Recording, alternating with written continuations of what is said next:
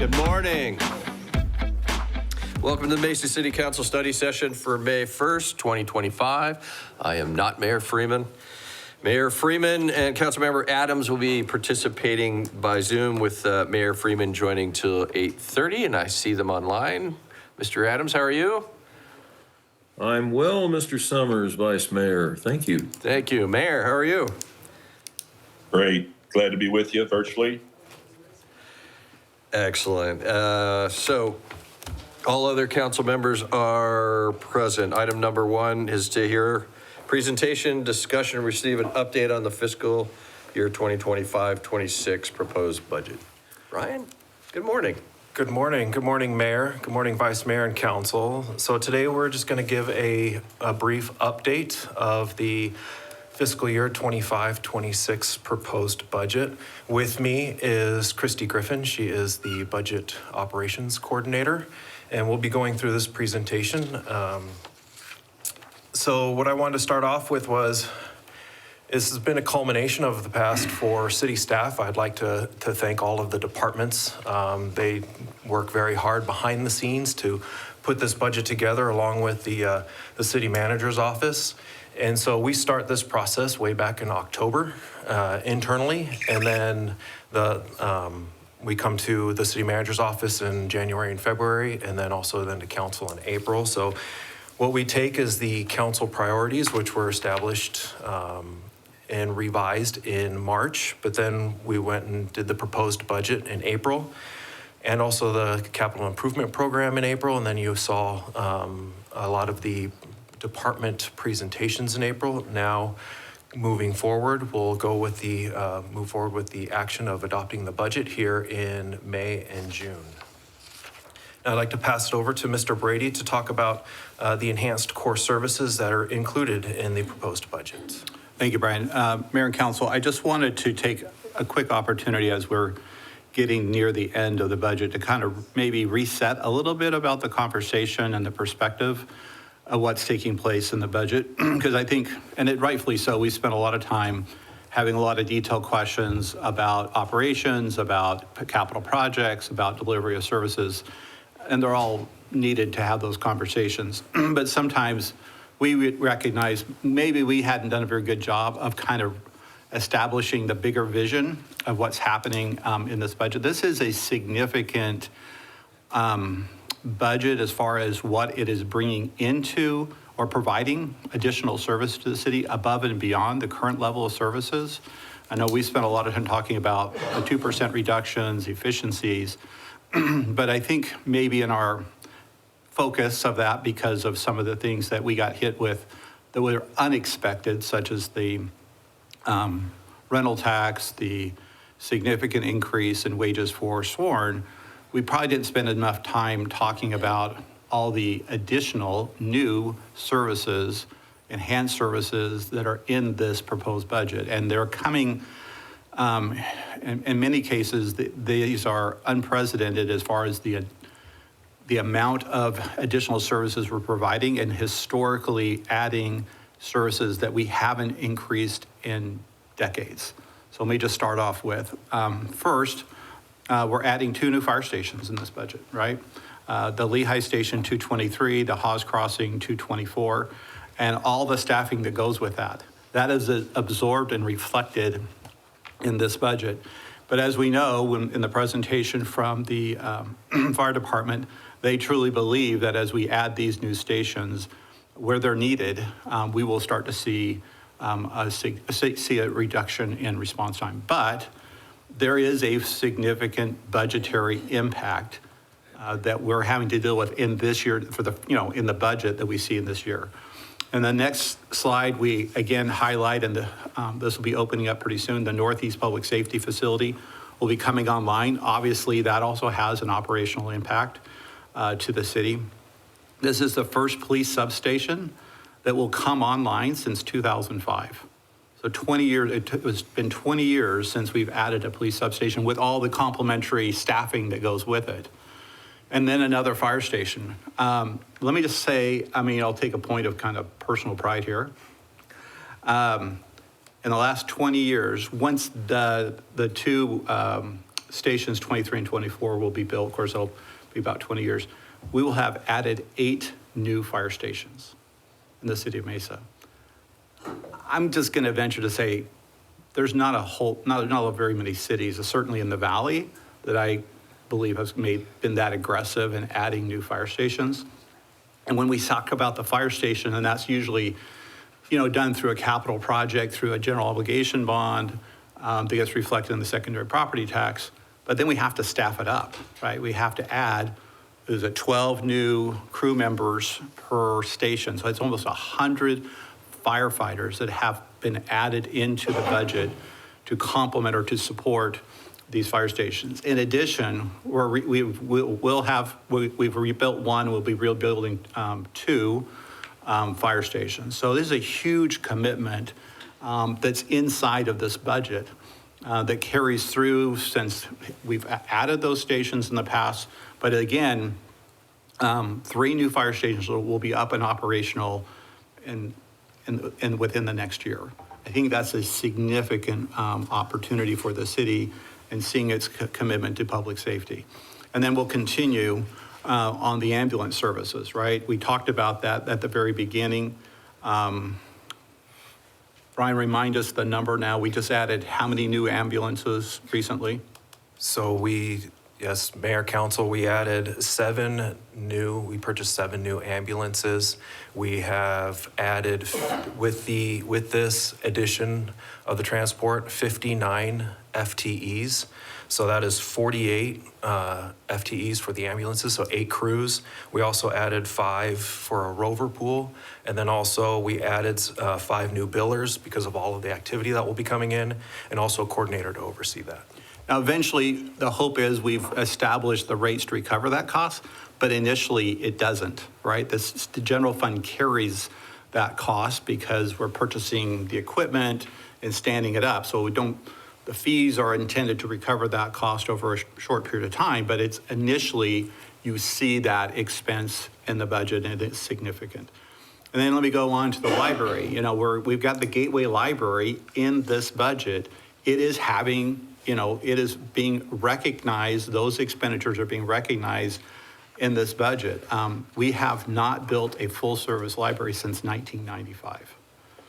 And so that's a significant impact inside this budget, along with, I think we're now at phase 5 of the Eastmark Great Park, but we're adding additional parks, I guess, out at Eastmark. That's another fiscal impact that we had to add to the Parks Department. And that was above and beyond. Then they had all those other discussions where we had to reduce operations cost in the parks.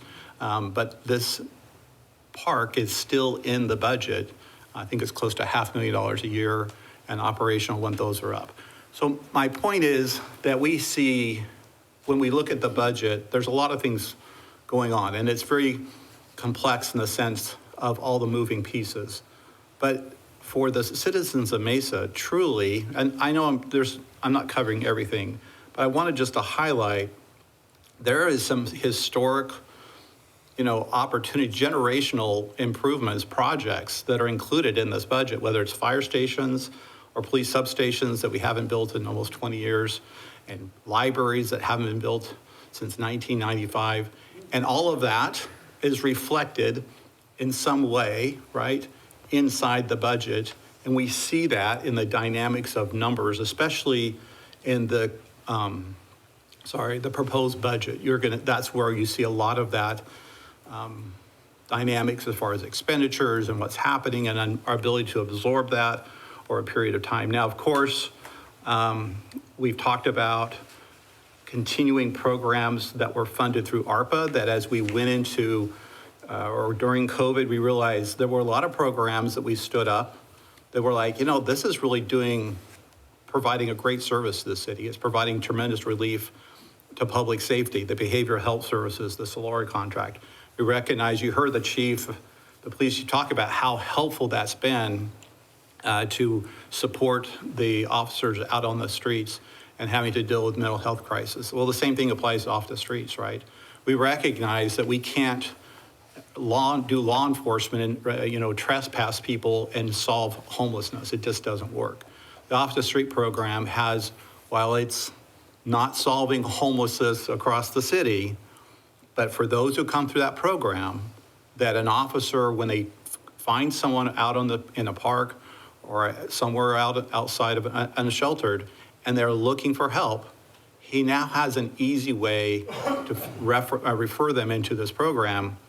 And granted, it's not going to solve every homeless issue out there, but for those who are interested and committed, we can solve the problem. And it's kind of like the story of the starfish. We're throwing one back, right? There may be many more on the beach, but we're throwing one or two back, and we have great success stories. But it is providing an option for our community court. If community court doesn't have the Off the Street program, they don't have anything to refer them to, right? There's not much they can do to help them provide a commitment. If you'll work on, addiction recovery, if you work on finding a job, we don't have those services. So Off the Street program provides that. The Mesa Business Builder program is a great success. The opportunity to engage with small businesses and entrepreneurs was hugely successful during COVID, and it's continued that momentum going forward, and we appreciate that. What we learned during COVID too was there was a lot of cybersecurity concerns. There was a lot of attacks on cities. A lot of cities have been held hostage by, I don't know what you call them, cyber terrorists, can I use that word? And had to pay huge ransoms. And so we made a commitment, and it was eligible under the ARPA dollars, to upgrade significantly our protections and our cybersecurity technology. But now that we purchased all that software, we have to renew those licenses. And so that's kind of an ongoing cost related to that. But we think those are activities and support that are worthy of continuing in the budget. So I just wanted to touch base and kind of, I don't know if it's resetting, but just kind of maybe highlighting some of these insignificant services, these significant enhancements that are in the budget, certainly. So when someone concerned about, well, this is just a retraction budget, we're just trying, the 2%. Yeah, that was part of what we're doing, is we're trying to address the unexpected rental tax elimination and the benchmarking for Sworn. But at the same time, we are moving forward in a tremendous way, historic way, to provide some incredible services for the city. So I'll turn the time back over to Brian.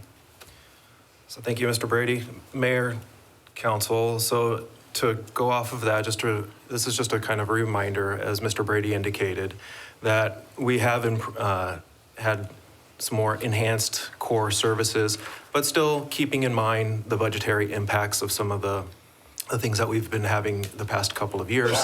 For instance, the elimination of the rental sales tax, also the implementation of the flat state income tax, but then also the salary benchmark adjustments. That wasn't done we usually go about 2 to 3 years in that. So this year was the year we did the salary benchmark. And so in that is the public safety, but also the civilians too. All the rest of the city benchmarks is now in the budget, will be in the budget for the tentative. And then also with the step pay, we have the step pay for Sworn, it was 5%. And then for the rest of the city, it's a 4% step pay for all eligible employees. And that will show up in the employees' July 17th paycheck. So it will go effective June 30th for that paycheck. Brian, I'm sorry, before you go Yes. further, do you mind, just as a reminder, kind of the breakdown of these budget impacts on the rental tax? I believe is around, we estimated around 20 million, is that correct? So yes, Mayor, Vice Mayor, Councilmember Duff, that is correct. So the impact to the general governmental fund ongoing is about $20 million impact ongoing. So we have, with the state eliminating the residential rental tax, the general governmental fund, which is the general operations of the city,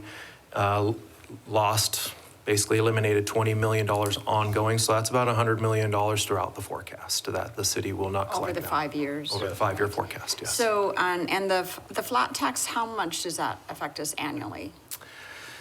I will have to- estimate?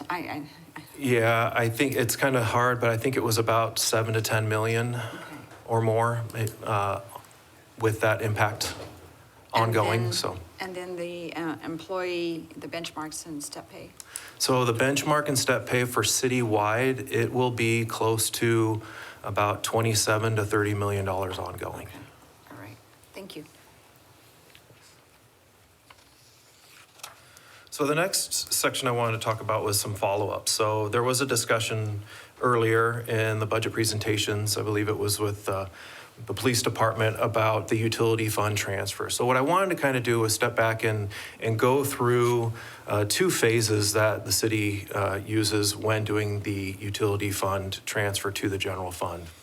So the first slide here is the actual transfer calculation. And this was set back in 2020 with council adopting an ordinance on setting the amount to 30% of the gross operating revenues of the utility being able to be transferred to the general fund. And in that, it specifically states that 25% of the funds will be for public safety and 5% will be for all the rest of the general fund departments, which equals that 30% of gross revenues. What I wanted to show too is the other part of that 30% transfer. So when you take the total amount, it's about, for this coming up fiscal year, it's 147 million. 83% of that transfer goes to public safety, and then 16%, a little over 16% of that transfer will go to general governmental funds. So that equals the 100% of the utility fund transfer amount to the general fund. So that's how we calculate what the transfer will be. Now, once it transfers into the general fund, this is how it's allocated, how the city allocates it. So as I mentioned, 83 of the transfer funds public safety, and then the 16.7% funds all general fund departments. However, there are some departments that support public safety. So what we've done is 55% of the budget is public safety. So that 55% is 9.2 of that 16. Now the rest of it, the 45% of all the other departments, is of the general fund budget. So that the rest of that 16%, which is 7.5, goes to there. So that the 83.3 plus the 16.7 equals the 100% of the utility fund transfer amount going into the general fund. So what I did down below and up top is I highlighted the areas that are dedicated for the public safety. So when the transfer goes in, that 147 million is the actual part of that transfer, the amount of that transfer that is dedicated to public safety is 92.5%.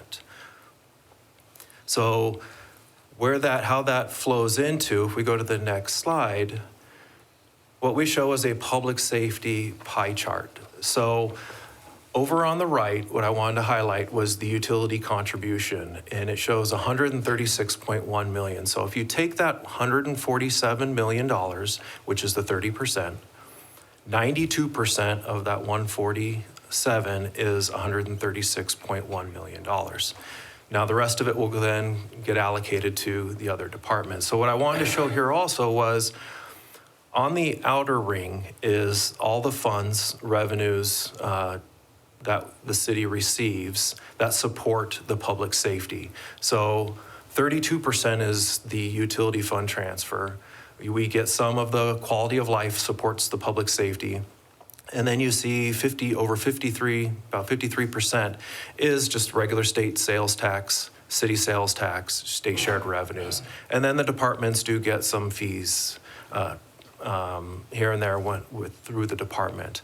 In the inner circle is the amount of their expenditures, their budget. So their total budget is $418.4 million in that inner circle. So I just wanted to show you how, with that $418 million budget, what revenues are allocated to support the public safety. And about 32% of it is the utility fund transfer.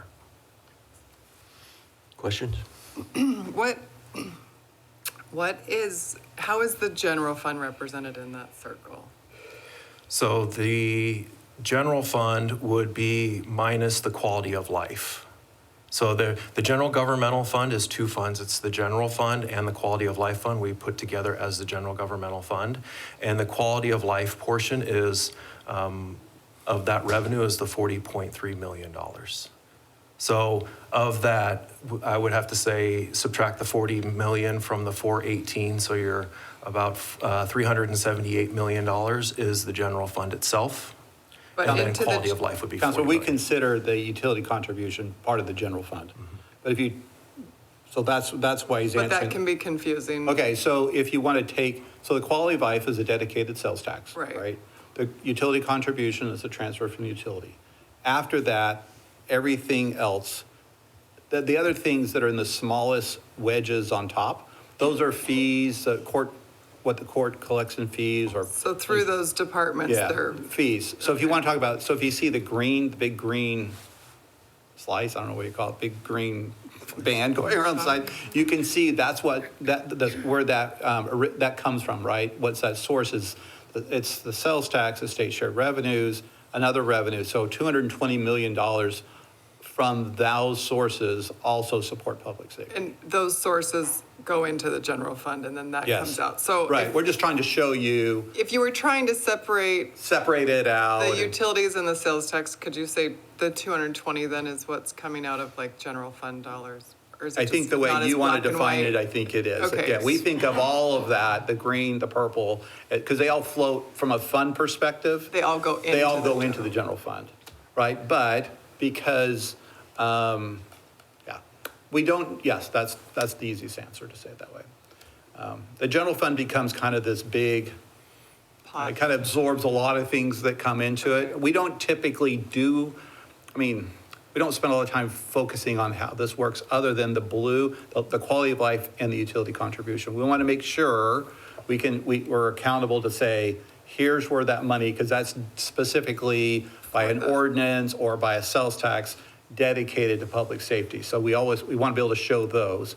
And then after that, we take all their revenues they collect from their own activities, and then the balance is just made up from the broader general fund resources. So like when it says city sales tax, that's obvious.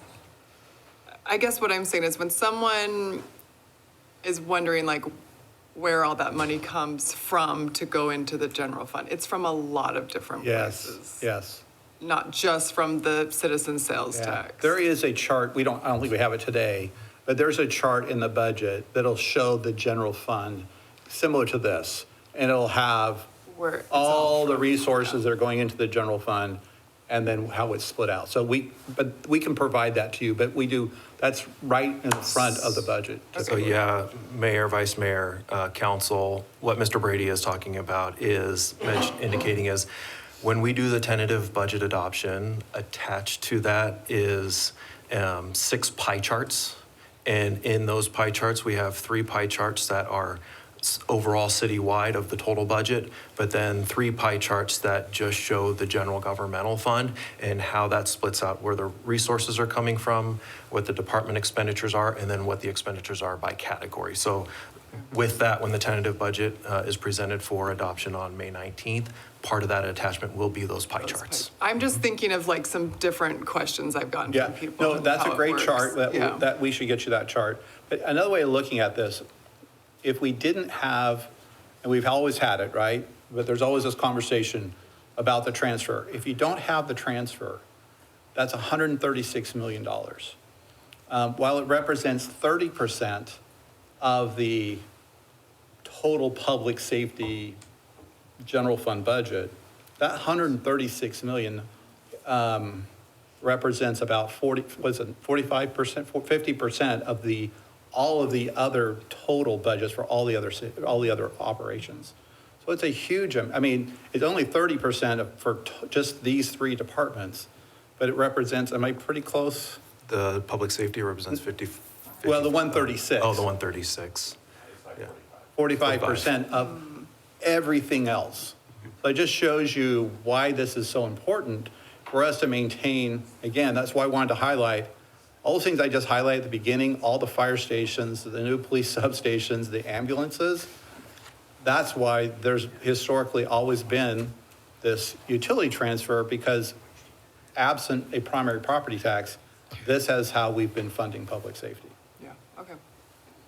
So just to be clear, the utility contribution's 32% for public safety and near 45% for all other departments? No, it No, don't. so if we go back a slide, This is what- 7.5% of the transfer is for all the other. Okay, so But we it's a could- smaller amount. Yes. Much smaller, and then that 7.5%, I don't know what the number that is, but we could, it's a much smaller percentage for the rest of the fund. Yeah, it's about the $11 million of the transfer goes to the general governmental departments, and then the 136 goes to public safety. Excellent. All right, well, that confused me a bit, so I'm glad I clarified. Yeah. Ryan, I have one more question. So the public safety sales tax, is that represented under the fire and police pie on the very top of the chart? Or So- where's that represented? No, thank you for the question, Vice Mayor, Councilmember Duff. The public safety sales tax is a different fund, so Okay. that is not represented here Okay. because it is a separate fund. This is just the general governmental fund, which is Okay. the general fund and the quality of life. Councilman Dove's great question. So So that- we yes. keep it like in a reserve? Yes. We well, do, we yes. Dedicated? Yeah, so that fund today is at what? Did anybody off the top of their head remember what that's collecting annually right now? So it's collecting about $35 million So annually. if you say public safety, what, and then I know this is kind of 420 plus 35 million, that is your public safety operations support right now. That's how much it is. So I didn't do the math in my head. What is that number? Mike, where's Mike? 75? Yeah. And those dedicated funds, just trying to remind myself, is that towards capital expenses and equipping, or is it It can be- salaries, or it's- anything and yes, everything? It's all of those. All Okay, those. Yep, okay, all thank you. those. We don't usually put like fire apparatus in there or things like that, but the kind of supporting the operations we do, yeah. All right. Councilmember Heredia? Just real quick, on the sales tax, does that include I think the marijuana tax has a piece for public safety as well, right? So Yes, that does. But we're putting that directly to the Pension. pension, though. the pension. We're using that to offset that pension Cost, liability, yeah. or pay the pension. Pay the pension, the unfunded. liability. And so what those two numbers, the 418 and the 35 or whatever, it represents what percent of the total budget? Have we said, I've heard different numbers. Let's come back I've to you on heard 70, that. I've heard Yeah, 55. the I've heard- 418, we didn't include, when we gave you the other number, the 418, we were not including the public safety sales tax. Okay. But we can get that for you and see what that is. But, because we kind of keep that sales tax over here, we don't think of it as the general fund. And That makes sense. Mayor, Vice Mayor, and Council, what I would do is, when I do provide that, it would be just the operations portion of it, because CIP is a significant portion of the overall proposed budget. So I'd want to have to skew that, because there are some significant projects going on that has. We'll that work shows on that. that Just all the public operations. safety, Yeah, all public we'll work on an all public safety and show you where it's coming from. So then the question we've received about the transfer as well is, what is this based on? What is the transfer total? Is it based on an adjustment for this next year? I mean, how are you coming up with this number? So if we go back to slide 9,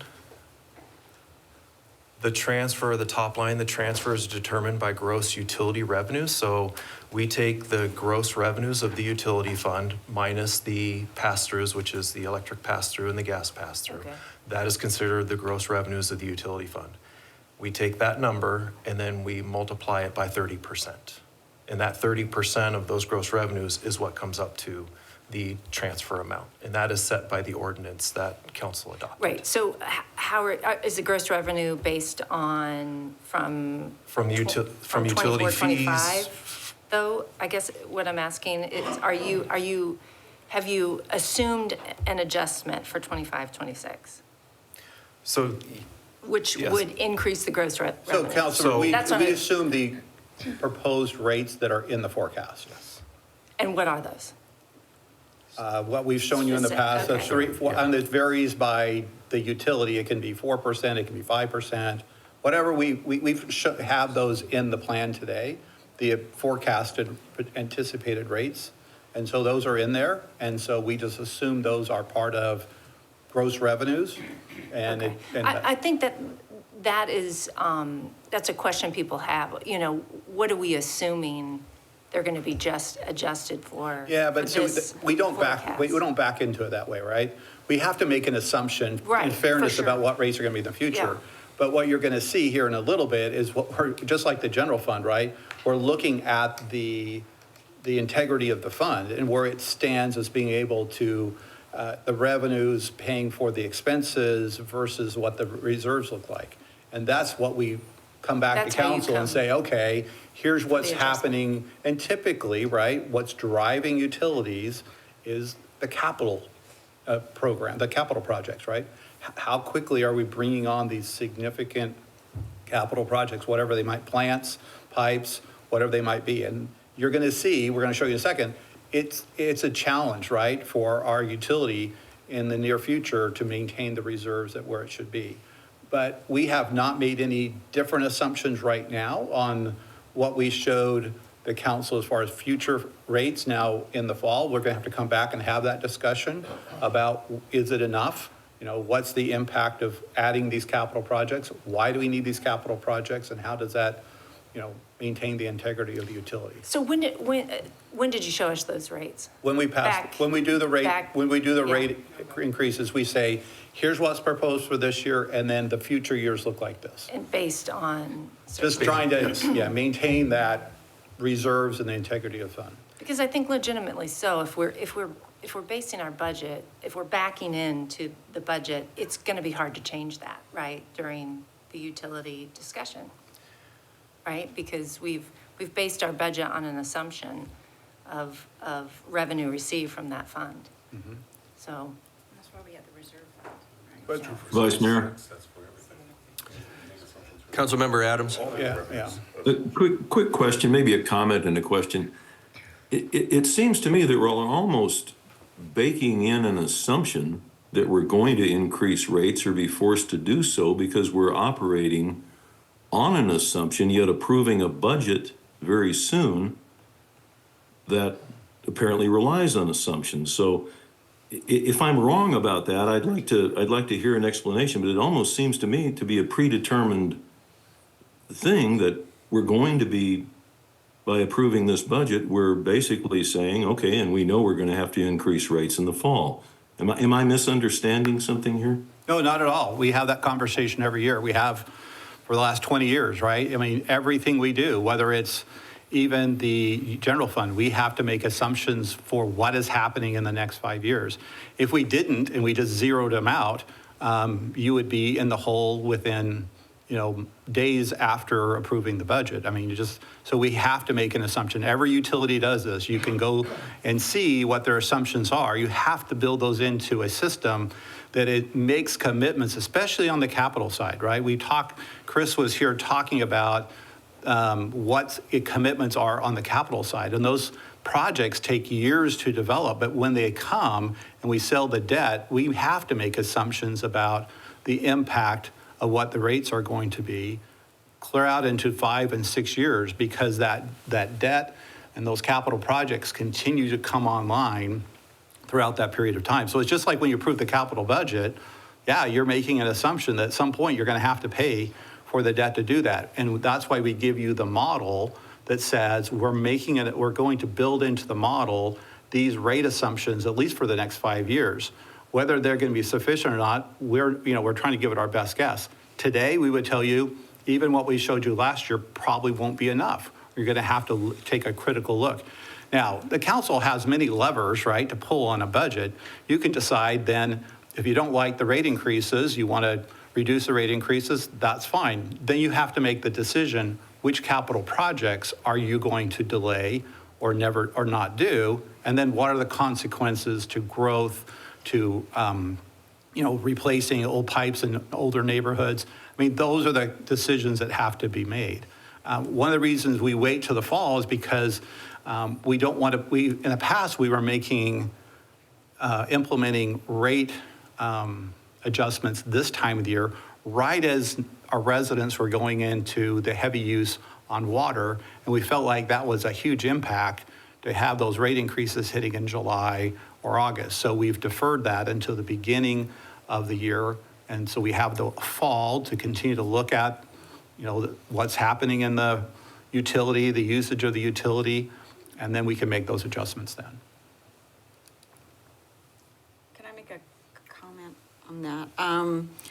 Brian, I believe based on our utility budget, we bake in, looking forward, about 5% annually for a utility increase. Now, there has been years that we have decided not to do that, but then we had to do a little catch up the next year, and it's harder to do that. But we already have a baked in assumption in there just because of the cost of capital and people and everything.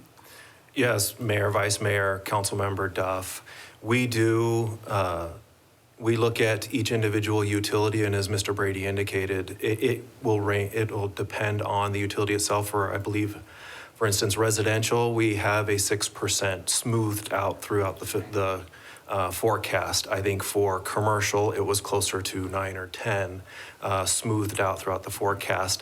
But yes, we take a look at those assumptions, just like we do with the general governmental fund forecast. We say, okay, what expenditures do we have going out throughout the forecast, and what revenues and what rate adjustments need to be made to be able to support those expenditures.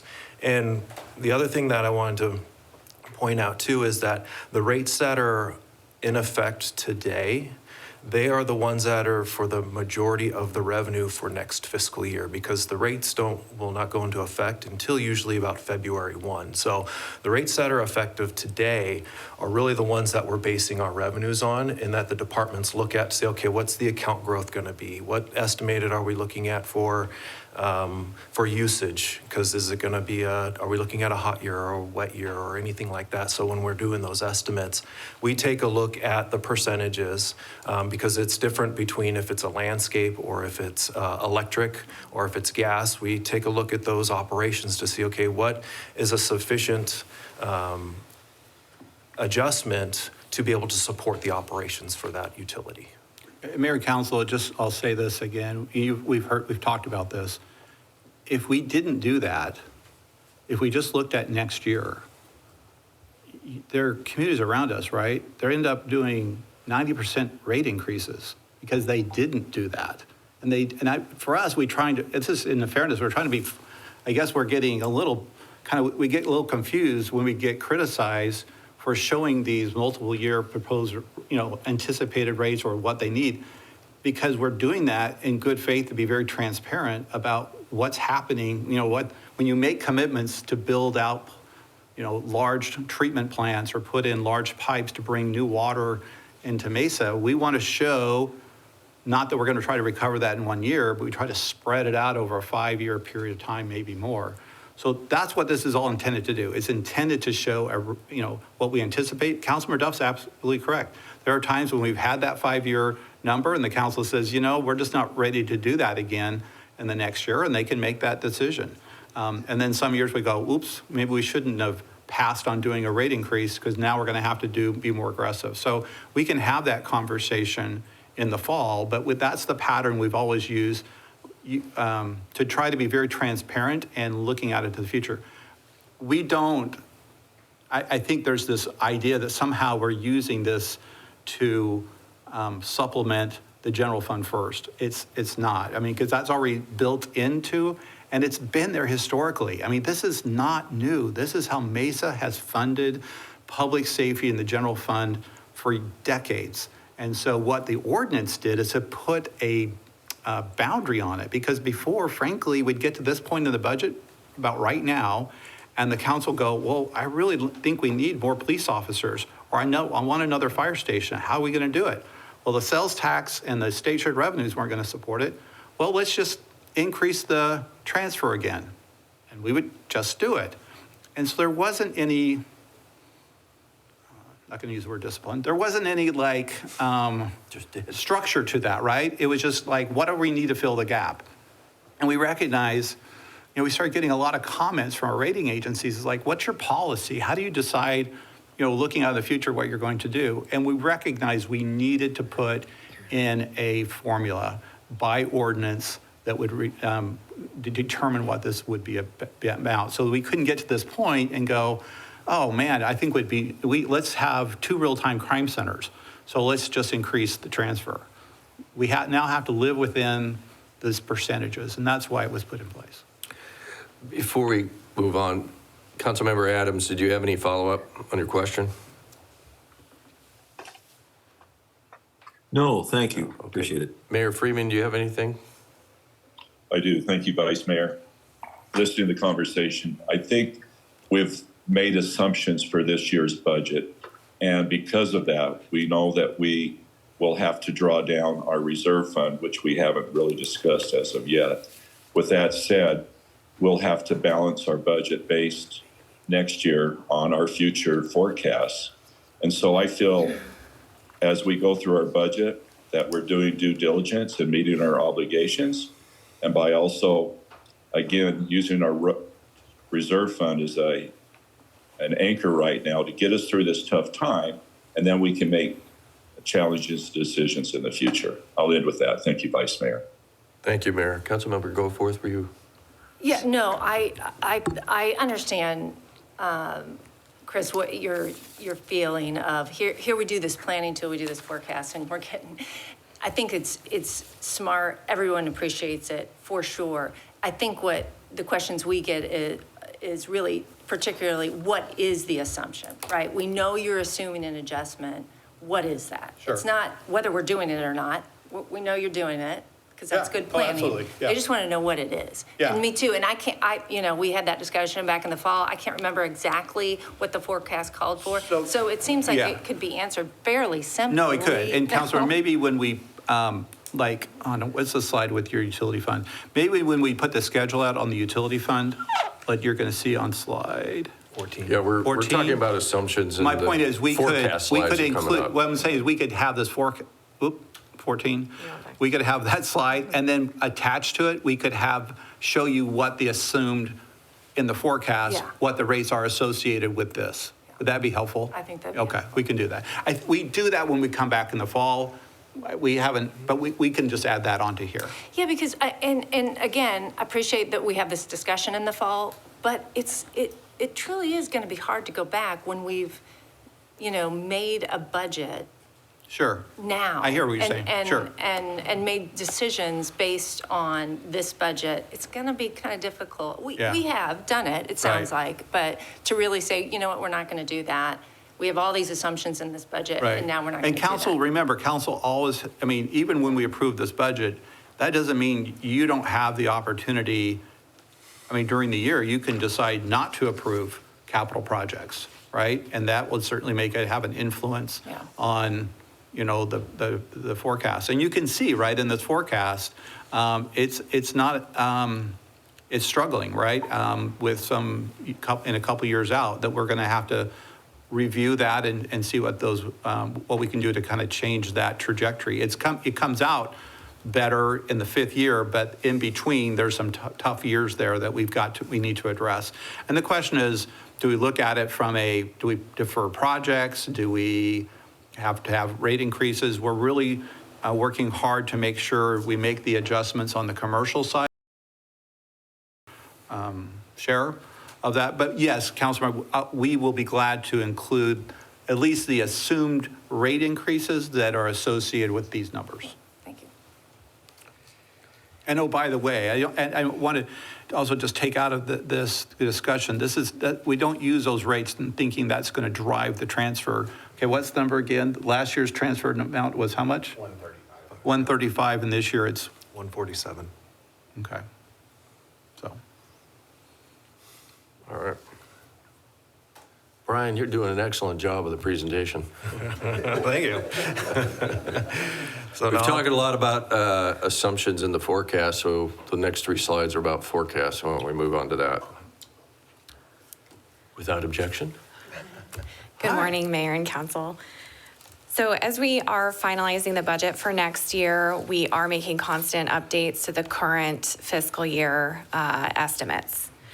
So since we last met in April, there have been some notable updates, including an increase to commercial and residential building permit revenues, an increase to state shared revenue estimates for state sales tax and vehicle license tax, as well as revised expenditure estimates from departments as we've finalized our Q3 year-end estimates, and that includes savings due to vacancies.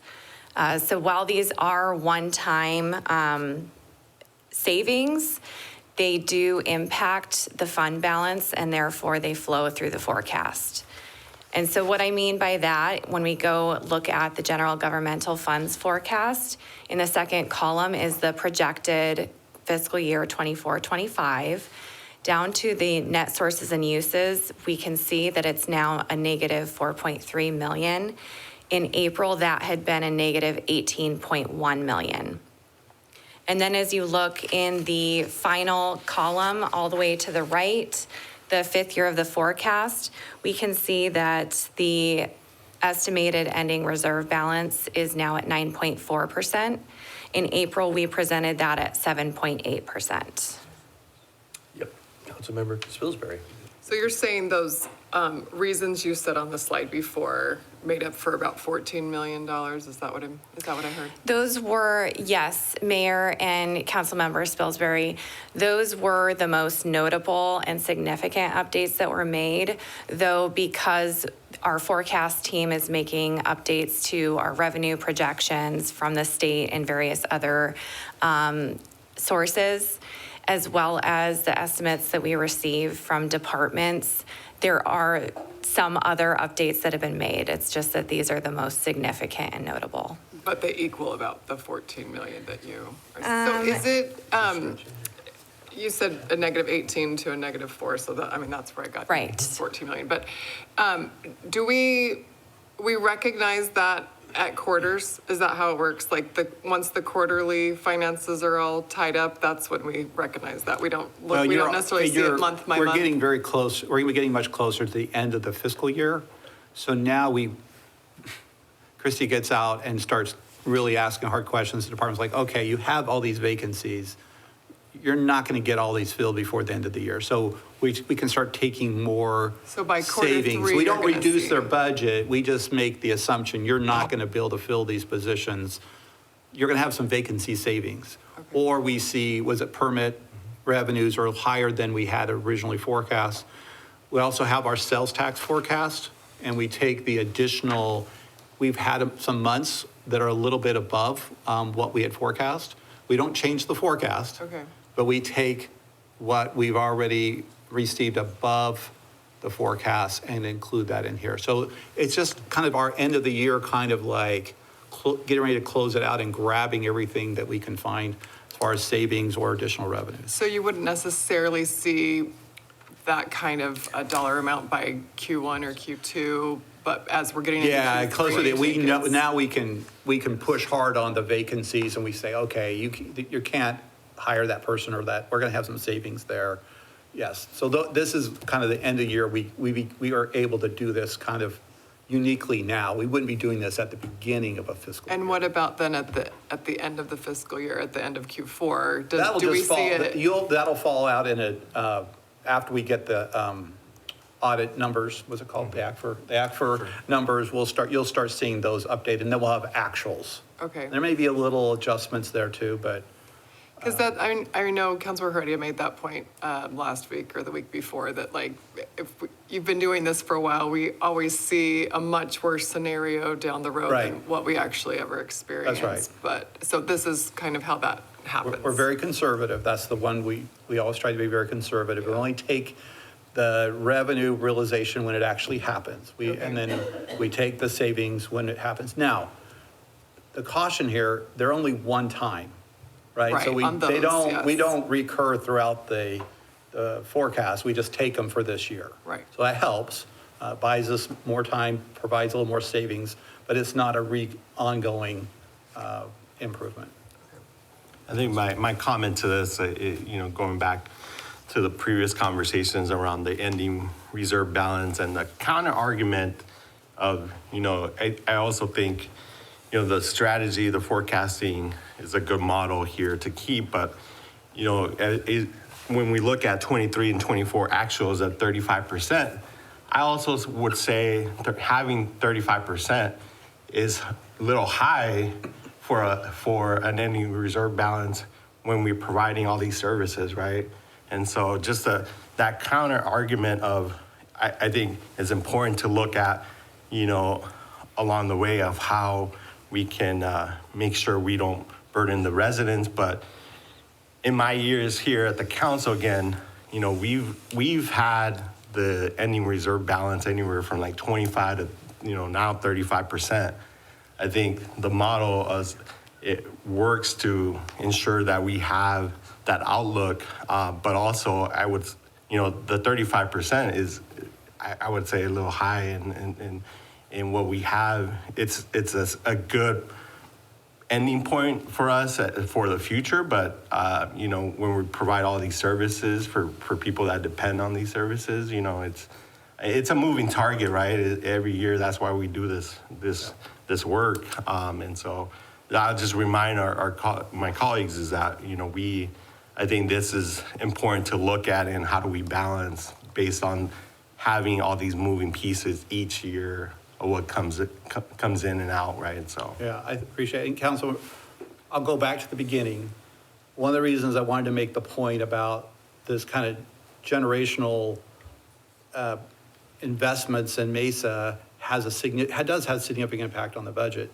And it's happening in this next year, a lot of it, right? And so, yes, you see that $51.5 million net loss. Well, part of that is we are drawing down the reserves, but we're adding all of these services into the city's budget at the same time. But we believe that those were high priorities. They were voted on by our voters, by the electorate. And we're going to find a way throughout this budget forecast to get there. You can see if another year of 2% reductions. And it's that 2%, it's ongoing. It's not a one time, right? And that's why it's so impactful, right? If we had not done the 2% this year, that out number was going to be. That out percentage would have been 3.5% instead of the. So you see that 9.4. dynamic, right? Plus now Christie went and shook down some of the departments and got some savings, so we've got that going for us. And so, yeah, she's just nice and mild here. She looks like a nice person. It's our secret weapon. But again, if the council, as the staff works on this in the next year, another round of that and being thoughtful about that ahead of time. Now I have to say this, the caveat, all things being equal in the forecast, that everything we've assumed in the revenues and collections of sales tax, none of that changes, then we're in good shape. But that's why we're so dynamic, because we just don't control so many elements of this budget, and we have to try to create these. That's why we create these forecasts, why we create all these scenarios. I know it's frustrating because people don't understand, well, your number last year said this, and why is it different? Like, yeah, I know, I agree. I wish I could have absolute control and not allow outsourced sources to have those impacts, but I don't. So anyway, this is our best assumptions, and I think it sets itself well for the future because we're not very far off from reaching our goals. But, sorry, Vice Mayor, can I ask? But this is pretty good, right? Because I think, you all Relative to what we've historically shown in the have past? been Oh, within absolutely. 3% of your forecast. So No, this is not No, like, thank you. this is Counselor. probably going to be what it's going to be. Yeah, I Okay. think this is pretty good. Well, but till we see more revenue, the other part of this equation is there's some. This year. And I was going to, you know what? Councilmember Duff has been waiting to ask a question, so I'm going to move it to her and then I'll make comment. The state shared revenue, there's a lag between when the state collects it and then we get it. What is that lag? Is it a year? Is it 6 months? Is it quarterly? So Thank you for the question, Vice Mayor, Councilmember Duff. That is for the state income tax, and that is a two-year lag. So what they're collecting this year, we will not see for another 2 years. Okay, so that estimate that we have is pretty solid. I mean, it's revenue that's already been collected or So, yeah, so the recorded by the state. Yeah, so what was been recorded by the state, we actually know that number for next year because we collected it 2 years ago. So the number that we have for the income tax for fiscal year 25-26 is an actual amount that they collected, so we put that number in there. What we're forecasting in, say, 26-27 and 27-28, that's just going to be an estimate right now. Okay, and that's the biggest chunk that we get from the state. I know we get our sales tax goes through the state before we get it, but that's a much smaller amount that affects the budget. I would have to see, I forget off the top of my head which one is Okay. bigger. Oh, So I'd okay, have to take okay, a look but to see both if of it's them sales are- tax or income tax. Yeah, both of them are significant. Or significant, yes. Yeah. But again, there is a lag on sales tax. No, actually, Mayor, Councilmember Duff, we get it the next month. Oh, Or it in 2 is. months. So that's we- one of the reasons Okay. you see us 2 months. adjusting. Okay. Because we get that report every month, and then we go back and look how it performed against our forecast. And if it's a little bit higher than our forecast, then we take Okay. that, well, hopefully it's above, we'll take that difference and we put it into the budget again.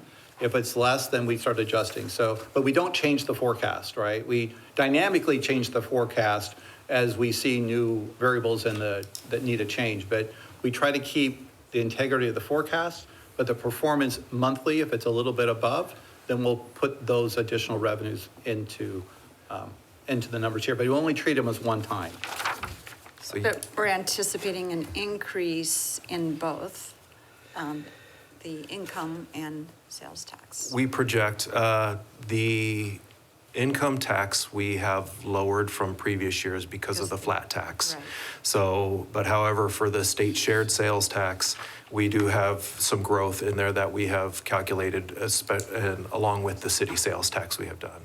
So, and with the state sales tax, we actually get it the month later. So right now, every Monday, the city receives a payment from the state for sales tax. And right now, in April and May, the beginning of May, we're receiving the March. So in April, end of April, we'll know how March came out, or end of May, we'll know how March came out. Okay, yeah, we'll have to watch it this year, being, a very volatile economic environment. Nationally, I think our GDP was down the first quarter, so there might be some indications of a slowdown in, what we receive on our part too. So we'll just watch it carefully. Yeah, and we meet every month and go through all of the receipts and the forecast and look at this forecast, what's happening. So we have a monthly set meeting. We go through all this.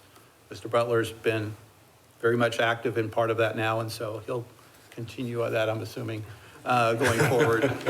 Because it's important for us, right? You live off the sales tax, right? The sales tax is your lifeblood, and so it's important to have those check-ins.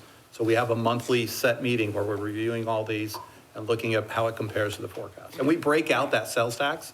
We break it out to retail, we break it out to remote, we break it out to utilities. Yep.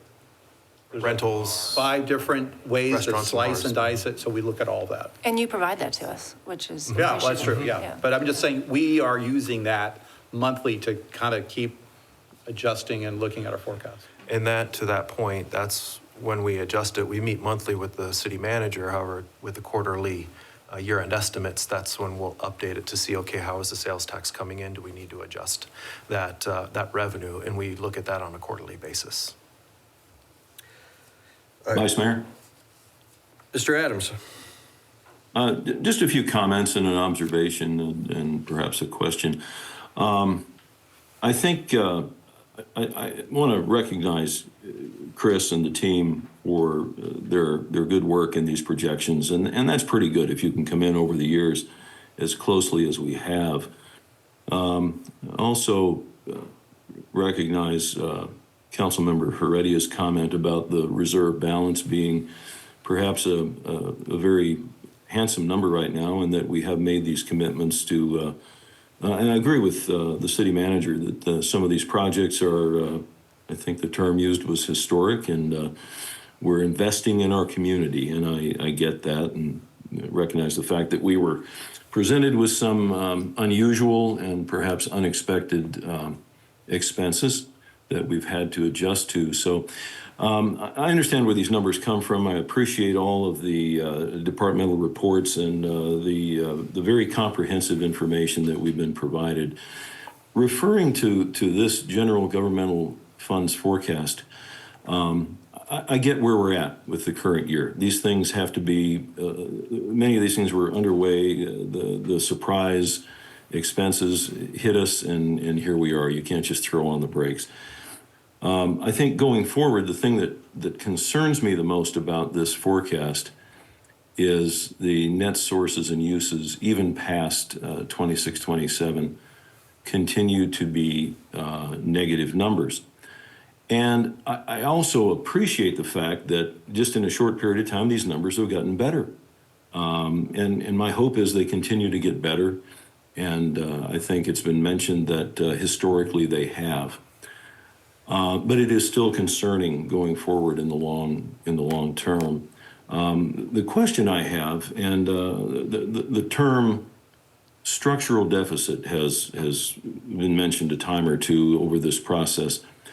My question is, does this forecast, as it appears on the screen today, does this reflect a structural deficit? So, Councilor, thank you for asking the question. I would not use the word deficit, but I would use the word, I think I said this day one, it's structurally imbalanced, right? And to your point, right, when we see the money coming in is less than the money going out, that's a concern. And we did not have the significance of this structural imbalance took place for us, right, was with the loss of $20 million a year and then another $20 million additional in wages. So that $40 million every year is really what we're dealing with in that structural imbalance. So to your point, it's structurally imbalanced, and that's why we've charged the departments to help us begin to make those adjustments over the forecast period. And as you said, you're correct, by doing so, by making those adjustments now, we've been able to make improvements in that structural imbalance. And our goal is, and the reason that we show this chart is to inform us that we have work to do, that in the future budgets, as we keep monitoring them and adjusting them, we have time. That's what this budget has done. That's what the reserves does. It gives us time to begin making the adjustment to the loss of $20 million in revenues and additional $20 million in wages that we didn't anticipate. So we couldn't have absorbed that in 1 year, but we had a reserve, so it allows us to, over time, and I'm not saying the whole 5 years, but I think over the next couple of years, the council will continue to have conversations about how do we minimize that imbalance and how do we maintain those reserves. That's what we do every year. That's why we're here with the forecast. And so I think keeping that in mind, it just kind of, it's like the roadmap that says, you know, we have some work to do. We need to be careful not how much we add in the budget in the future. We have to be careful because that just means we have to reduce something else. And so next year, if you're looking at another 2%, and again, like I said, all things being equal, no changes in the forecast of revenues and expenditures, you're there. You will have accomplished, you will be very close to accomplishing a structurally balanced budget for 5 years. We've never done that, really. I mean, that's very hard to do because we're so aggressive in our conservatism about what's in this budget. We fully load up every salary. We fully load up every line item as if every department's going to spend every dollar, and there's not going to be nobody's going to leave the city. Nobody's, there's not any vacancies. That's how we build this budget. So it's very conservative. So we did that on purpose, but it will adjust, obviously, and that's why every year we come and have this discussion. And as long as you've got a reasonable, I guess, ability to manage these numbers, then you're doing great. And I can show you the comments in our most recent rating agencies with New York rating analysts who appreciated this forecast. And they didn't see numbers a lot different than you. They saw the negatives, but we talked to them about why we do it, how we're going to address it. And what they were more interested in is not what the number was, the imbalance was, but what was the plan? How were we going to address it? And in showing them historically how we've always shown them numbers similar to what we're showing today and how we've always addressed it. And they used that as a positive comment about good financial management by the city because of how we use this forecast. So as much as we kind of get beat up because of disclosing these numbers, I will not back down because this is how the real world works. This is how rating analysts that do cities across the country look at this as saying, well, they have a plan.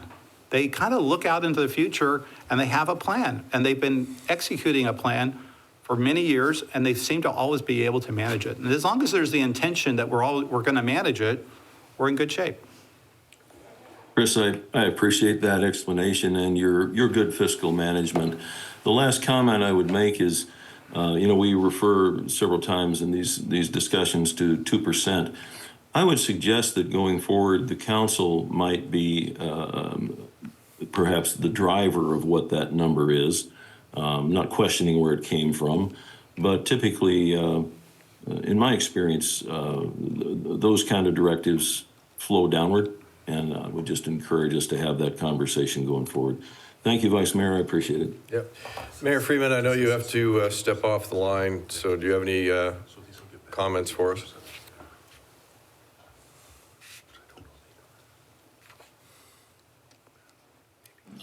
I do not. Thank you. Okay. He's still present. I'll let you know when he's.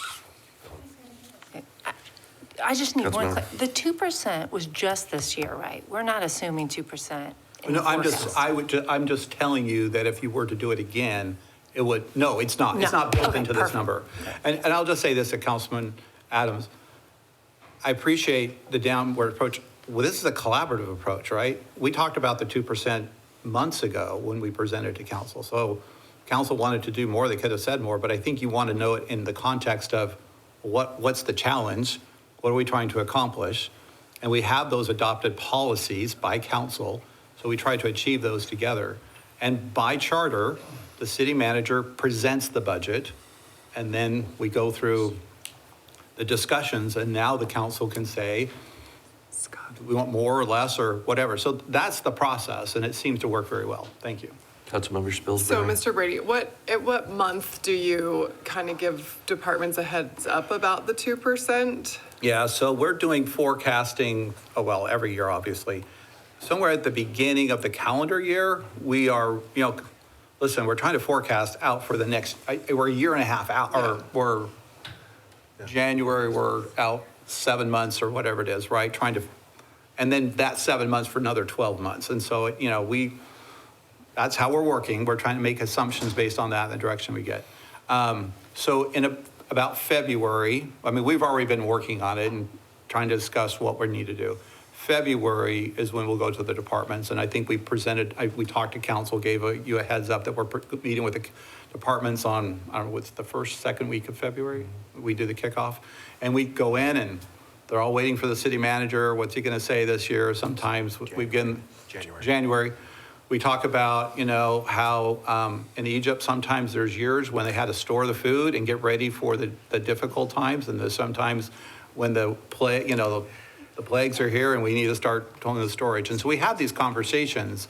And this year we said, listen, here's what's happening. We just recognized the impact of the rental tax. We didn't even know about at that point the sworn wage increase. So we were just dealing with the $20 million. And we said, listen, we think if we do the 2% now that you need to propose throughout your budget, we're going to be in a good position. We'll be able to, over time, absorb that $20 million a year. So, I know because every department has come, there's hard decisions to make. I'm still in pain over Parks and Rec, I'm not going to lie. But I don't see how, in February, you come to us and say, we're thinking of doing 2%, and then as a council, we decide 5% in February and make departments do that in February. That's my point, is that, you're saying that's when we would say that? Yeah. And it feels very unfair to departments to why 2%, right? It's not like we just draw it out of a hat. We Those are come the to you and say, numbers you here's what the were- forecast Yeah. says. We think if we do the 2%, here's the impact it has throughout the budget period. And the council then, hears about that. We propose the budget. You're getting forecast. I think we've given you forecast. I think we sent one out in February, March, so you can kind of see the dynamics of what's happening. So there's plenty of conversation we can have with council about, Okay. is it enough or not? Are we meeting the goals or not? But this is not, at the end of the day, yes, 1st of April, the city manager has to present a budget. That's just the way the charter says. Obviously, I'm getting feedback, listening, talking to council. Why are we asking for the 2%? What are we trying to accomplish here? So, I'm just kind of thinking through timetable, right? Yeah. Like, and what's fair to the departments? If And we're it's- going to say that's our decision, yeah. but you're saying the charter says you bring it to Well, us. it is the and council's it's ultimate based on- decision, It is, but how are you going to make that decision without the city staff giving you an update on forecasts and And what you talking about think what's might- in front of us and what changes are being made? I think it's why it's collaborative, right? When we come to you and say, here's what it is, we have to explain why. If you say, no, I think it needs to be more, then we'll go back and have that conversation with the departments. it just seems a little late to then be making bigger changes like that. I mean, this is slightly off topic, but it's not really. It just like the fact that we're having our community meetings so late in the game too. If we really wanted community's feedback, it feels a little too late to make any big changes. Sure. But it can happen, right? It's just, if the council says, I want this 10% all the way through, then we go cut $18 million out of the budget and, it's a painful But process. those conversations should probably be happening earlier than May 1st. Yeah, and it's just hard. We should do that. But the dynamics of the budget, it's like, when do you make that hard decision, right? And I don't know. We try to have this conversation ongoing with the council. Even at our strategic planning, I was talking to you about this, Right, right? So it's right. not like Right. it just happened in April. We were talking about it in March. Yeah.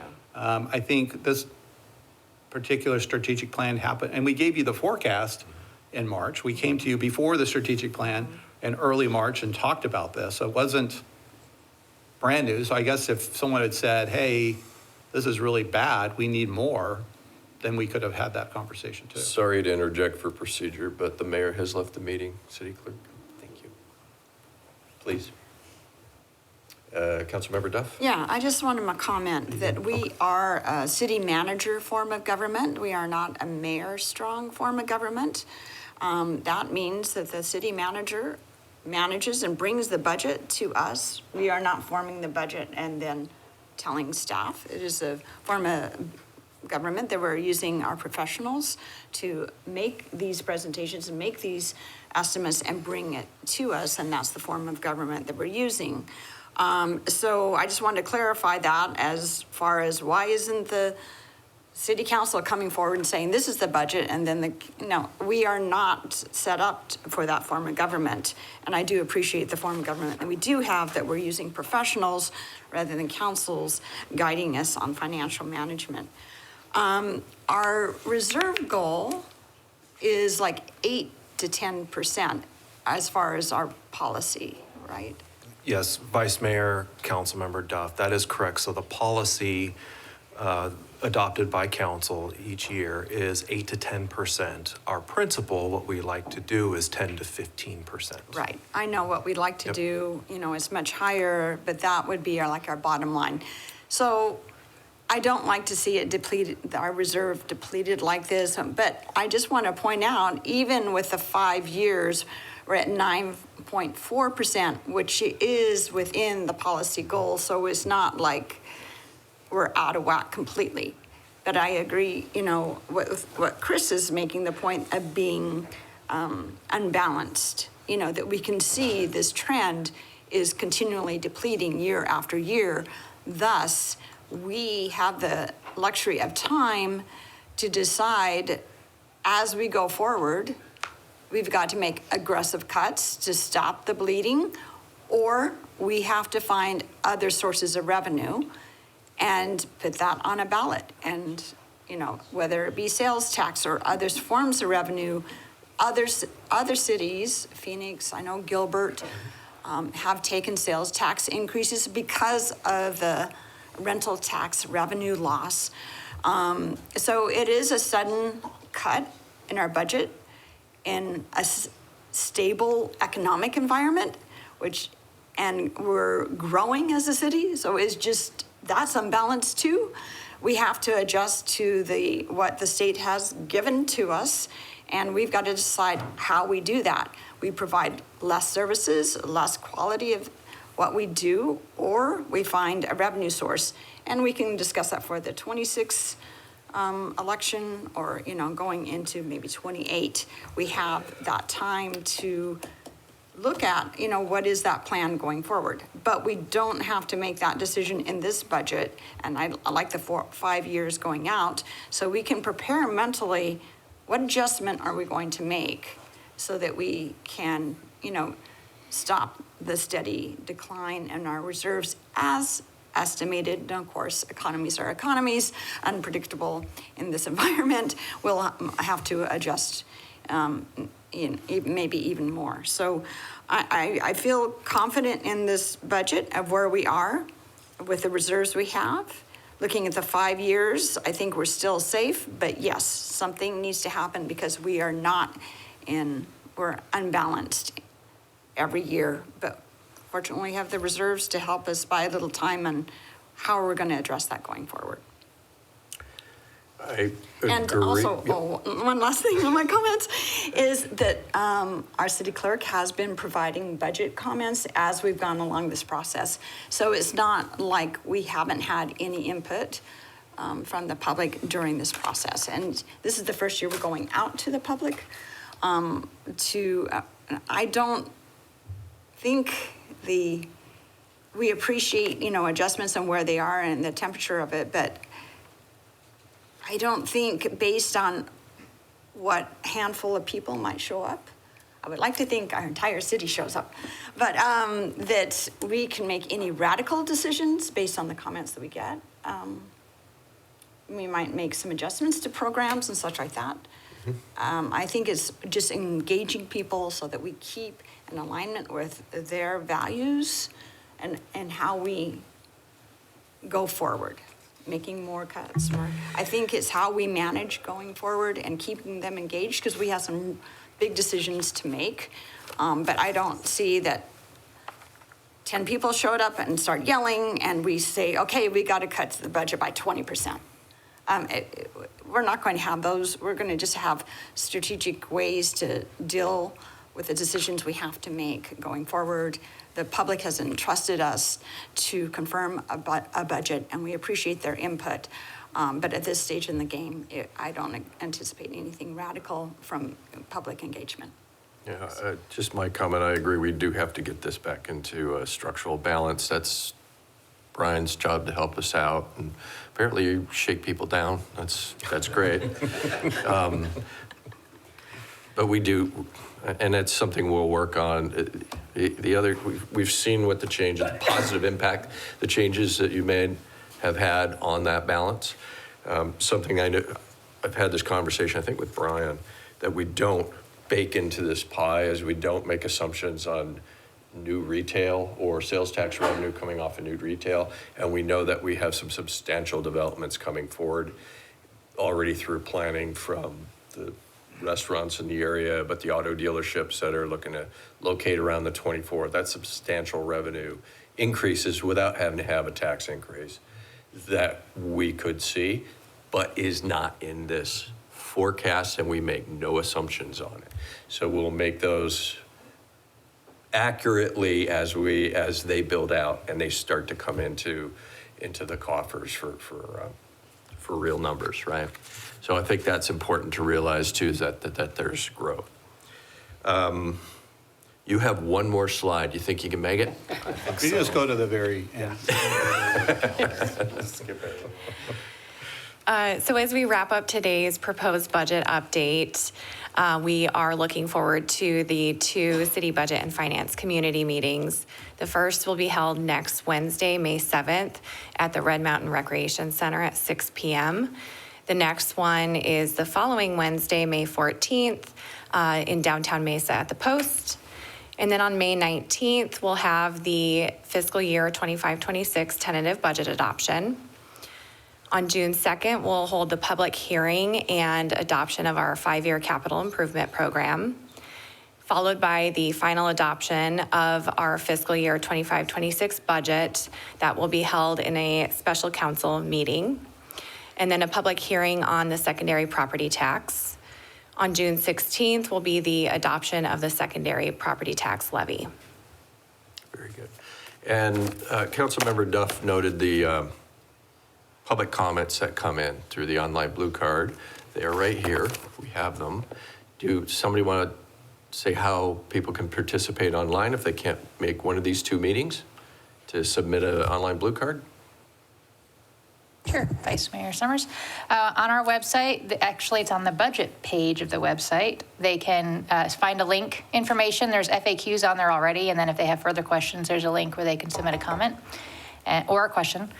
And they will choose whether it's a question that requires a response from staff or council members. And I receive all of those in my office and make a log and submit the questions to whoever is best to answer the question. And then I log the response and send out a weekly report to the council members and staff. Yep. And we've been receiving those and taking notes on the programs that are important. So we'll have an opportunity, I think, to speak to city management and budget about is there any way to address some of these comments and the comments that come in on the 7th and the 14th to make those little bit of changes. We were presented with some potential alternatives that we can discuss before we adopt the final budget, but that's more of a tweak, I would call it. Any other comments? A couple more? Left to right? So just to clarify on what Vice Mayor just said, so we're adopting this on May 19th, but when would we make tweaks or whatever he was just? We need that feedback now. Like right? it, like we now don't. until probably May 19th. Well, right, so if we were going to make any changes that we would need to approve, it would have to be. Right now, we need to know, we need don't that really have a direction so we can meeting. tell the departments to change or what impacts are going to be. Okay, So Vice Mayor, Council, how the process for May 19th, the tentative adoption, it sets the maximum for the budget. So the budget that is then adopted between May 19th and June 2nd, we could reallocate between items, but we cannot increase the budget. We could decrease and reallocate, but the tentative sets that maximum budget for us. But it'd be helpful to have that feedback Yeah. as early as I possible. mean, I'm not saying there are, but just if there No, are. I'm just, that's why Yeah. I think we've been getting that feedback since we had the strategic plan, right? And we Yes. have those conversations during the budget, the department presentations. And now we've kind of got these next couple of weeks that we're like, if there's something that you want to present and have us, sorry, I don't know if present's right, discuss with the whole council, then we can have those conversations. Okay, and then just another question, and we're going way back to page 7, but which presentation was like the business builder and cybersecurity? Yeah, we're Were just those ever in showing a- those that are programs.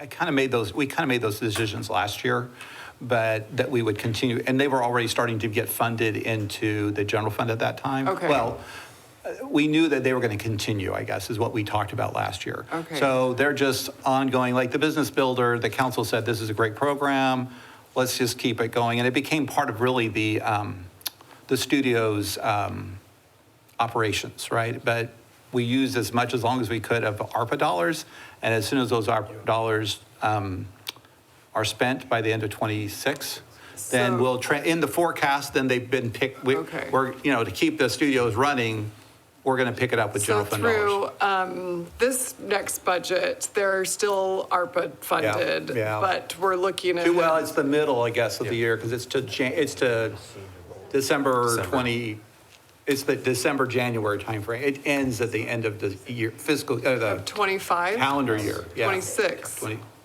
The 26th? December 26th. Okay, So sorry. it would be this whole 25 Okay, to 26 yeah. fiscal year would be ARPA But in the funded. forecast, we picked it up in the general governmental. Okay, but so there hasn't been a presentation on how much we're spending on these that I missed somewhere, is It's what I'm just the saying. same amount it's just a continuation of those programs. Okay, because I know the Off the Streets There was program just a we covered last conversation week. about Yeah. which programs were funded by ARPA that were going to continue. And so I wasn't sure whether I think I tried to answer that question without having everything in front of me. And so I wanted to make sure you see this to say, because we said, okay, it's behavioral health, the Solari contract. The council made that decision probably 2 years ago when we'd entered into a contract that went beyond the ARPA funding. But I wanted to at least acknowledge, because I felt like the question was, once something that we started in ARPA, when did we shift, Then or when is what? it shifting to the general fund? Yeah. So we wanted to make sure, I just felt like I wasn't sure whether we had, when I answered that question, where I had identified all the programs that we're doing that with. And Okay, I so, mean, because we talked at length about Off the Streets last week, but I wasn't sure about all the other. sorry, things. it's just, Okay. I was just trying to be, I guess, complete in my answer for what had been asked. I can't remember when we had that conversation during the Okay. last month, and I just want to make sure we're fully Okay. disclosing that, these are programs that we weren't doing previously, that then because of ARPA, we were able to step up, and then we said, hey, this is important, let's keep them going at some point when the ARPA funds are spent, then Okay. we'll pick them up in the forecast with the general governmental funds. Which would then be 26, 27. Yeah, and then throughout the rest of the Throughout, okay, forecast. yeah. Because these have Sorry, value yeah, it's that in we the have 26 found. yeah, that's that right. Okay, all right, thank you. Yeah, I've been living in Mike Kennington's office with all the comments that have come in. He'll be glad to get his chairs back. Councilmember, go forth. I was just going to say, we appreciate the council, all the work that's gone into this from staff and the leadership team, and we appreciate all the questioning, the questions answered. I know it can be difficult. Some are to challenge, but most are to just inform the public, because I think we all have information that they don't have, right? And we come in with this information with assumptions that the public doesn't know. And so a lot of the questions are really for clarity's sake and to educate the public. So I appreciate I appreciate this exercise and all of the answers and the work that's gone into it, so. And, I raised the concern about the general governmental fund being forecasted lower than the policy. I appreciate that it's great, nothing that we did, but we have increased shared state revenue, that was great, but that we did find some savings in the vacancy, so, thank you. Anything else? Not on this topic. You act like a man who's only got 29 days left.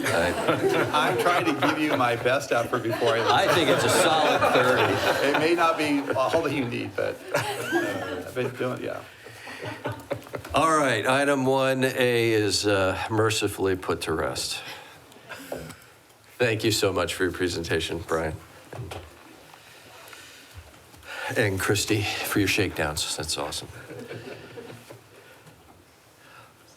Item 2A specifically is to acknowledge receipt of minutes, and we have an executive session held. Did everybody get the notes on the executive session minutes? Seeing a lot of knowledges, I'll accept a motion a second. Motion for Councilmember Duff, a second from Councilmember Goforth. All in favor, say aye. Aye.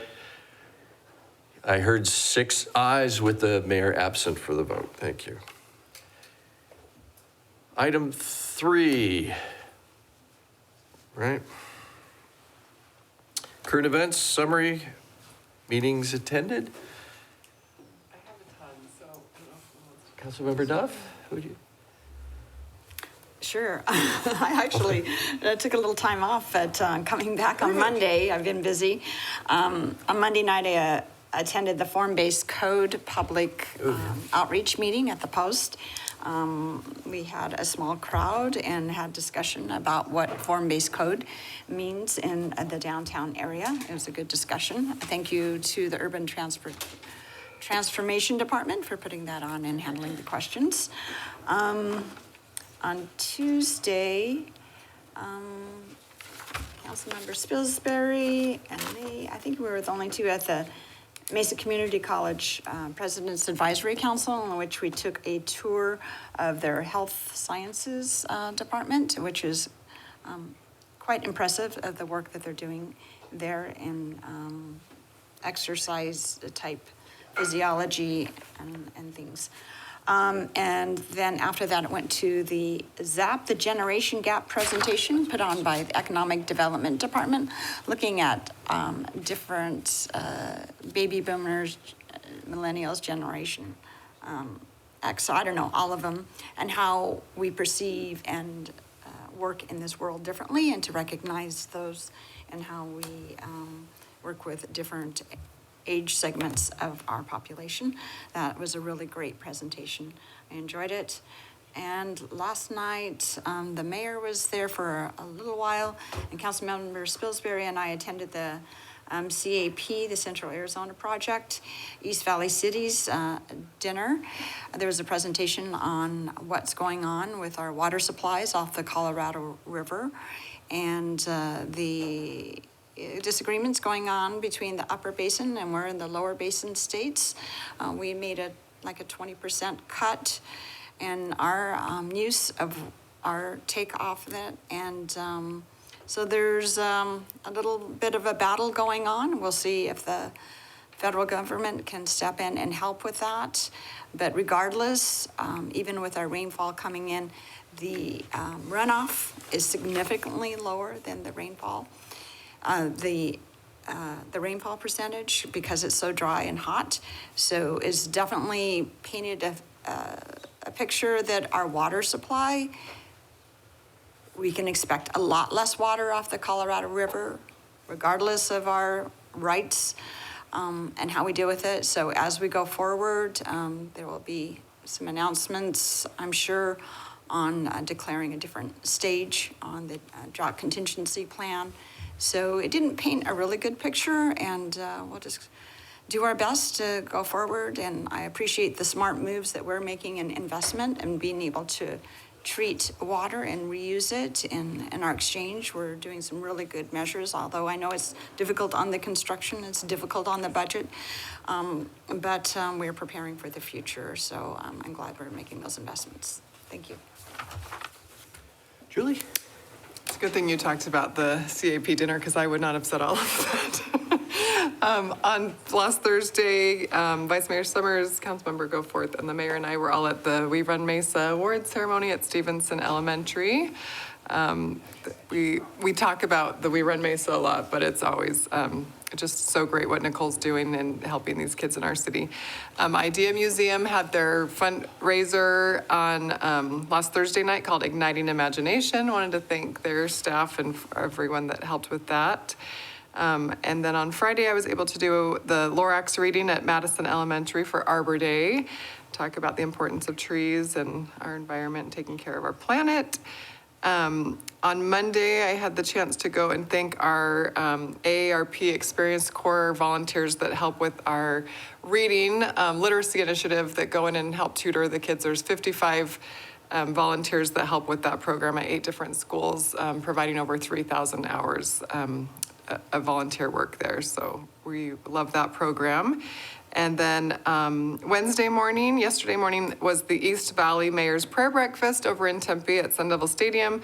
That was a beautiful event with all the East Valley cities coming together, praying over all of our cities and coming together united in that. And that was really beautiful. And then yesterday afternoon was the retirement for our Assistant Chief Forrest Smith, who is an incredible leader and an incredibly compassionate leader. And I just loved hearing it. The room was packed, standing room only. So many people love him, and we're just very grateful for him and all that he has done for our city, and we will miss him. And that's it. Thank you. I just also wanted to mention about We Run Mesa and thank all of our men and women from public safety that come out and help her. They do such a great job. They have so much fun doing it, and she really appreciates it too. I too got to read the Lorax, but at Los Angeles Elementary, which was a lot of fun. John Zalanka and I went, which was especially meaningful because he went to elementary school there, which was fun. He said he hadn't been back there since then, probably. And then I'd like to thank Eric Gadarian, Commander Jason Red Wing, Don Blake, Brian Bellows, and John Forrest for, hopefully I didn't forget anybody, I don't think so, for coming with me to Parkwood Ranch HOA annual meeting a couple nights ago and answering questions and addressing concerns that they have. So, thank you. All right. Mr. Adams says he doesn't have anything. Just to close this out, just as a reminder, May 7th, Red Mountain Ranch, 6 p.m., we'll have a in-person budget meeting. So that's up and coming. And I would just like to echo the meeting. Forrest Smith, Chief Forrest Smith, his retirement was spectacular retirement. The man was the voice not only of the fire department, but in many ways the voice of the city. And to know his passion for the work and for this community and what he's done, not just for the city, but working with the business community, volunteer communities. He was everywhere. He is a big personality. He's a big man, and he's going to be missed. And our city attorney Jim Smith spoke a little bit about his passion and the reason during this budget service. And I can't even do it justice, but when he broke script and talked about the service that they provide and how important it was, in Jim's words again, that it was really about what we do in the city, why we work for the city. And I think you've captured that very well. And Mr. Brady's comments were on too. I told Mr. Brady earlier, in all his years now, 19 years, he has finally learned how to properly roast a firefighter. He mentioned that as long as he has known Forrest Smith, he's never seen a dirty uniform or dirty turnouts, and I can't think of anything that would roast a firefighter more than that. And it was hilarious. It was a very well job, very respectful. He will be missed. It was fantastic. And with that, Mr. Brady, why don't you tell us what kind of meetings that we have coming up? We will see you next Thursday, May 8th at 7:30 a.m. for a study session. Thank you. Just Excellent. one quick correction. The community meeting is at Red Mountain Rec Center. Rec Center, thank you very much. Red Mountain Rec Center. All those people that are trying to go. I was trying to avoid a senior moment, and I did not do it. So I got all the way to the end, but thank you for catching that for me. Is there a motion to adjourn? Councilmember Heredia and a second by Councilmember Spilsbury. All in favor, say aye. Aye. That's 6 ayes with the mayor absent. We are adjourned. Thank you very much.